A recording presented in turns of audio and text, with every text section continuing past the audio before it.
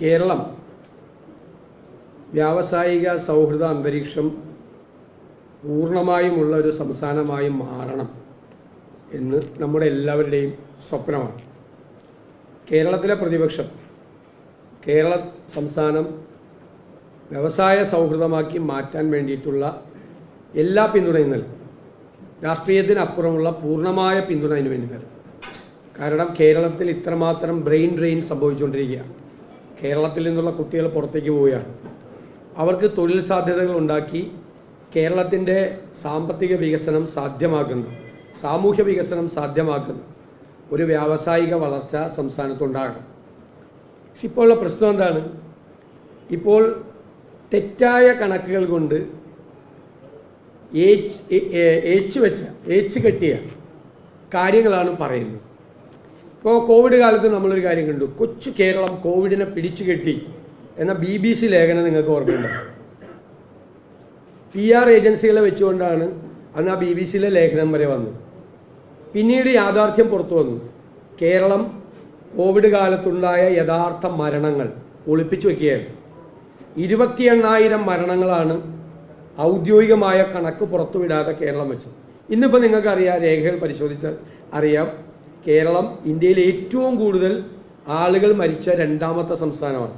ഏറ്റവും കൂടുതൽ കോവിഡ് രോഗം ബാധിച്ച 2ാമത്തെ സംസ്ഥാനമാണ്. 1ാമത്തെ സംസ്ഥാനം മഹാരാഷ്ട്രയാണ്. മഹാരാഷ്ട്രയിൽ കേരളത്തിൻ്റെ 3 ഇരട്ടി പോപ്പുലേഷൻ ഉള്ള സ്ഥലമാണ്. പിന്നെ BBC തന്നെ അത് കറക്റ്റ് ചെയ്തു പിന്നീട് ആ ഒരു ആദ്യം എഴുതിയ കാര്യം. അതുപോലെ തന്നെയാണ് ഇപ്പോൾ അതിന് സമാനമാണ് ഈ വ്യാവസായിക വളർച്ച സംബന്ധിച്ച പുതിയ അവകാശവാദങ്ങൾ. ഒന്ന് പറയുന്നത് ഈസ് ഓഫ് ഡൂയിങ് ബിസിനസ് സംബന്ധിച്ച കാര്യത്തിൽ കേരളം 1ാമതെത്തിയെന്നാണ് സർക്കാരിൻ്റെ ആദ്യ അവകാശവാദം. ഇതിൻ്റെ അകത്ത് യഥാർത്ഥത്തിൽ 2021 തന്നെ ഈസ് ഓഫ് ഡൂയിങ് സൂചിക വേൾഡ് ബാങ്ക് നിർത്തലാക്കി. വ്യാപകമായ ക്രമക്കേടുകൾ കണ്ടതിനെ തുടർന്നാണ് അന്താരാഷ്ട്ര അടിസ്ഥാനത്തിൽ ഈസ് ഓഫ് ഡൂയിങ് ബിസിനസ് എന്നുള്ള സൂചിക ലോക ബാങ്ക് നിർത്തലാക്കിയത്. 2021 മുതൽ ആ സൂചികയില്ല. കാരണം ഒരുപാട് പേര് ഇത് മാനിപ്പുലേറ്റ് ചെയ്തെന്നാണ് പറയുന്നത്. ചൈനയ്ക്ക് അനുകൂലമായിട്ട് റാങ്കിങ് നൽകാൻ ഡാറ്റ മാനിപ്പുലേറ്റ് ചെയ്തു തുടങ്ങിയ ആരോപണങ്ങൾ, ഒരുപാട് സംരംഭങ്ങൾ, ഒരുപാട് സ്റ്റേറ്റുകൾ ഇതിൻ്റെ ഡീറ്റെയിൽസ്, ഇതിൻ്റെ ഡാറ്റ മാനിപ്പുലേറ്റ് ചെയ്തുകൊണ്ട് ഈസ് ഓഫ് ഡൂയിങ് ബിസിനസ് എന്ന് പറയുന്നത് ആ ഡാറ്റ മുഴുവൻ ഇറഗുലാരിറ്റീസ് ഉള്ളതുകൊണ്ടാണ് വേൾഡ് ബാങ്ക് ആ സൂചിക, ആ ഇൻഡിക്കേറ്റർ തന്നെ നിർത്തലാക്കി. രണ്ടാമത് ഗവൺമെന്റ് പറയുന്നത് 3 ലക്ഷം വ്യവസായ സംരംഭങ്ങൾ കേരളത്തിൽ തുടങ്ങി എന്നുള്ളതാണ്. ഇത് അപ്പോൾ കേരളത്തിൽ ഒരു നിയോജക മണ്ഡലത്തിൽ ഒരു 2000 പുതിയ സംരംഭങ്ങൾ വെച്ച് വരണം. 3 ലക്ഷം സംരംഭങ്ങൾ സംസ്ഥാനത്ത് വന്നിട്ടുണ്ടെങ്കിൽ, ഇനി ഞാൻ പറയുന്നത് ഏറ്റവും ചെറുതായി 3 ലക്ഷം വ്യവസായ സംരംഭങ്ങൾ കേരളത്തിൽ തുടങ്ങിയെങ്കിൽ 1 ലക്ഷം രൂപയുടെ ഇൻവെസ്റ്റ്മെന്റ് മിനിമം കൂട്ട്. 1 ലക്ഷം രൂപയുടെ ഇൻവെസ്റ്റ്മെന്റ് മിനിമം കൂട്ട്. അങ്ങനെയാണെങ്കിൽ തന്നെ 30,000 കോടി രൂപയുടെ വളർച്ച കേരളത്തിൽ ഉണ്ടാവും.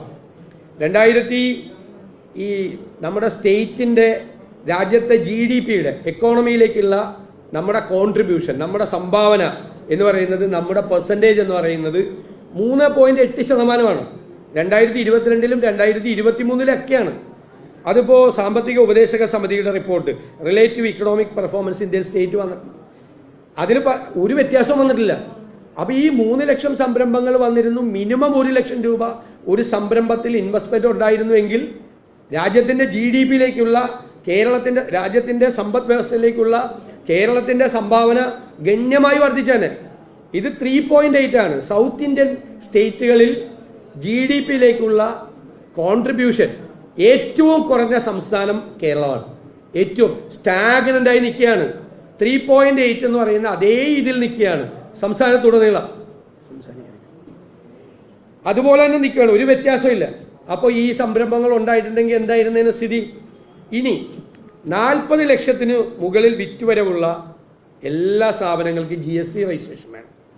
അതുമാത്രമല്ല, ഒരു എക്യുപ്മെന്റ് അല്ലെങ്കിൽ ഒരു നമ്മുടെ ഓപ്പറേഷന് വേണ്ടിയിട്ട്, പ്രൊഡക്ഷന് വേണ്ടിയിട്ടുള്ള എന്തെങ്കിലും മെഷീനറി ഇത് കൊണ്ടുവന്നാൽ അതിൻ്റെ ഇൻപുട്ട് ടാക്സ് കിട്ടാൻ വേണ്ടിയിട്ടും GST രജിസ്ട്രേഷൻ നടത്തും. 3 ലക്ഷം സംരംഭങ്ങൾ തുടങ്ങിയിട്ടുണ്ട്. ഇനി 3 ലക്ഷം സംരംഭങ്ങളിൽ ഒരു 50% ഈ GST രജിസ്ട്രേഷന്റെ പരിധിക്ക് താഴെയാണ് കൂട്ടും. എന്നാലും കേരളത്തിൽ ഒരു 1.5 ലക്ഷം പുതിയ GST രജിസ്ട്രേഷൻ വേണ്ടേ? വേണമല്ലോ. കേരളത്തിൽ കഴിഞ്ഞ സമീപകാലത്ത് ഉണ്ടായിരിക്കുന്ന GST രജിസ്ട്രേഷൻ എത്രയാണെന്നറിയോ? 30,000. അതെന്തുകൊണ്ടാണ്? അതിൽ പകുതിയും വന്നിരിക്കുന്നത് എങ്ങനെയാ വന്നിരിക്കുന്നത്? അതിൽ പകുതിയും വന്നിരിക്കുന്നത് 40 ലക്ഷം എന്ന് പറയുന്ന GST രജിസ്ട്രേഷന് വേണ്ട അതിൻ്റെ അളവ് കവിഞ്ഞു വന്ന ബിസിനസ്സുകളുണ്ട്. അത് വന്ന ചിലപ്പോൾ ബിസിനസിന്റെ ഇമ്പ്രൂവ്മെന്റ് ഉണ്ടാവും. പിന്നെ എടുക്കാതെ വെച്ച ആളുകളുണ്ടാവും. 50 ലക്ഷമായിട്ടും 60 ലക്ഷമായിട്ടും GST രജിസ്ട്രേഷൻ എടുക്കാത്ത ആളുകൾ എടുക്കാൻ നിർബന്ധിതരായി കാണും. അപ്പോൾ ഒരു 15,000 പോലും പുതിയ സംരംഭങ്ങളുടെ GST രജിസ്ട്രേഷൻ ഈ സംസ്ഥാനത്ത് ഉണ്ടായിട്ടില്ല. അപ്പോൾ രാജ്യത്തെ GDP-യിലേക്കുള്ള സംഭാവന വർദ്ധിച്ചിട്ടില്ല. 2 GST രജിസ്ട്രേഷൻ വർദ്ധിച്ചിട്ടില്ല.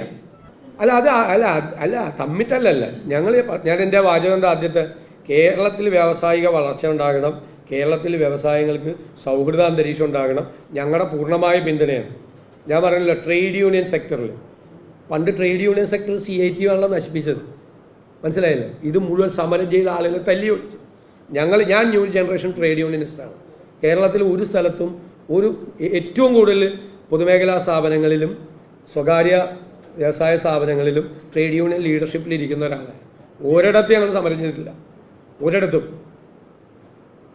CPM ഒരിടത്തും ഞങ്ങൾ സമരം ചെയ്യാറില്ല. സമരം ചെയ്യുന്നവരെ കമ്പനികൾ നിലനിൽക്കണം എന്നുള്ള പുതിയ നിലപാടെടുത്തിരിക്കുന്ന പ്രതിപക്ഷമാണ്. ഒരു സ്ഥലത്തും ഞങ്ങൾ എല്ലാ സ്ഥലത്തും വ്യവസായ സൗഹൃദം ഉണ്ടാക്കുന്നതിന് വേണ്ടിയിട്ടുള്ള പൂർണ്ണമായ പിന്തുണയാണ്. ഞങ്ങൾ ആഗ്രഹിക്കുന്നത് കേരളത്തിൽ ട്രേഡ് യൂണിയൻ മിലിറ്റൻസി ഉണ്ടെന്നുള്ളൊരു മെസ്സേജ് കേരളത്തിന് പുറത്തേക്ക് ഉണ്ട്. അത് പോകരുത്, മാറി എന്നുള്ളതാണ്. ഞാൻ തന്നെ പല പ്രാവശ്യം പ്രസംഗിച്ചിട്ടുണ്ടല്ലോ, കേരളത്തിൽ ഇപ്പോൾ ഒരു ട്രേഡ് യൂണിയൻ മിലിറ്റൻസി ഇല്ല എന്ന് നിരന്തരമായി പറയുകയും പ്രവർത്തിക്കുന്ന ആളുകളാണ്.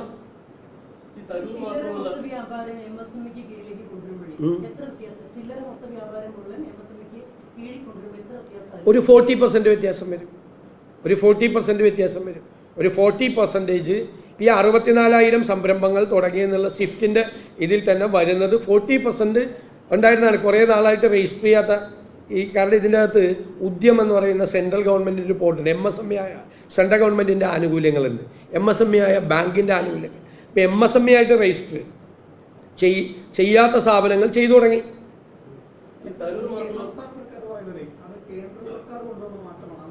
ആണ്. അല്ല, അതനുസരിച്ചുള്ള മാറ്റങ്ങൾ ഇന്ത്യയിലെ മുഴുവൻ സംസ്ഥാനങ്ങളിലും ഉണ്ടായിട്ടുണ്ട്. ഇപ്പം ഈ സ്റ്റാർട്ടപ്പിനെ കുറിച്ച് പറഞ്ഞത് പൊള്ളയാണെന്ന് ഇപ്പോൾ ഞാൻ പറഞ്ഞപ്പോൾ നിങ്ങൾക്ക് മനസ്സിലായില്ലേ? Startup 254% increase. ഏത് കോവിഡ് കാലത്ത് വെച്ചോണ്ടേ? കോവിഡ് കാലത്ത് ആരാ MSME തുടങ്ങിയത്? 2019-21 ആയിട്ട് താരതമ്യം ചെയ്തിട്ട് 21-24 മനസ്സിലായിക്കോളാം നിങ്ങൾ. 21-24 254% വർധനവുണ്ടായിരുന്നു. മനസ്സിലായ കാര്യം? മനസ്സിലായി? അപ്പോൾ വർധനവിന്റെ കാര്യം ബാക്കിയുള്ള സംസ്ഥാനത്തിൻ്റെയാണ് ഞാൻ വായിച്ചത്. ഇല്ല, നിങ്ങൾ അദ്ദേഹത്തോട് ചോദിക്കും. ഞാൻ പറയില്ലേ, അദ്ദേഹത്തിനുള്ള മറുപടി ഞാൻ നേരത്തെ പറഞ്ഞു കഴിഞ്ഞു. ഞാൻ മുഖ്യമന്ത്രിക്കുള്ള മറുപടിയാണ്. മുഖ്യമന്ത്രി പറഞ്ഞ എന്തെങ്കിലും കാര്യം ചോദിച്ചാൽ ഞാൻ പറയാം.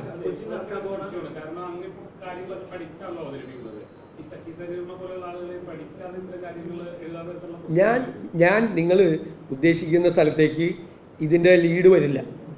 മനസ്സിലായില്ലേ? നിങ്ങൾ ഇവിടെ ഇരിക്കുന്ന മുഴുവൻ എൻ്റെ മാധ്യമ സുഹൃത്തുക്കൾ വിചാരിച്ചാലും നിങ്ങളിൽ ചിലരാഗ്രഹിക്കുന്ന ലീഡിലേക്ക് ഈ പത്രസമ്മേളനം വരില്ല. മനസ്സിലായില്ലേ? ഞാൻ കേരളത്തിലെ മുഖ്യമന്ത്രിക്ക് വ്യവസായ മന്ത്രിക്കാണ് മറുപടി. അല്ല, ഞങ്ങളത് പരിശോധിക്കുകയാണ്. അതെന്താണെന്ന് ഞങ്ങൾ പരിശോധിച്ചു. അല്ല, ഞങ്ങൾ ആലോചിച്ചുകൊണ്ടിരിക്കുകയാണ്. തരൂർ മാത്രമല്ല, വിപ്രോ, ഭാരത് ബയോടെക്നിക് തുടങ്ങിയ എല്ലാ കമ്പനികളുടെയും പ്രതിനിധികൾ കേരളത്തിന്റെ വ്യവസായ അന്തരീക്ഷം മാറി, കേരളം വ്യവസായ സൗഹൃദമാണെന്ന് പറയുമ്പോൾ എന്തുകൊണ്ടാണ് പ്രതിപക്ഷത്തിന് മാത്രം അംഗീകരിക്കാൻ മടി? ഞങ്ങൾ വ്യവസായ സൗഹൃദം അല്ലാന്ന് ഞാൻ പറഞ്ഞോ? ഇത്ര നേരം പറഞ്ഞിട്ട് നിങ്ങളുടെ ലീഡ് അതാണ്. വ്യവസായ സൗഹൃദമല്ല പ്രതിപക്ഷ നേതാവ് എന്നാണ് ലീഡ് കൊടുക്കാൻ പോണത്. ഞാൻ അങ്ങനത്തെ ഒരു വാചകം എടുത്ത് കാണിച്ചത് റെക്കോർഡ് ചെയ്യല്ലേ? ഇപ്പോൾ പഴയ പോലെ അല്ലല്ല. ഞാൻ പറഞ്ഞു അങ്ങനെ ഒരു വാചകം ആക്കണമെന്ന് പറഞ്ഞ കൂടുതൽ. എൻ്റെ പ്രശ്നം പൊള്ളയായ അവകാശവാദങ്ങൾ, തെറ്റായ അവകാശവാദങ്ങൾ, പച്ചക്കള്ളങ്ങൾ, നുണയുടെ ചീട്ടുകൊട്ടാരം, അതാണ് ഞാൻ പൊളിച്ചത്. വേറൊന്നുമില്ല.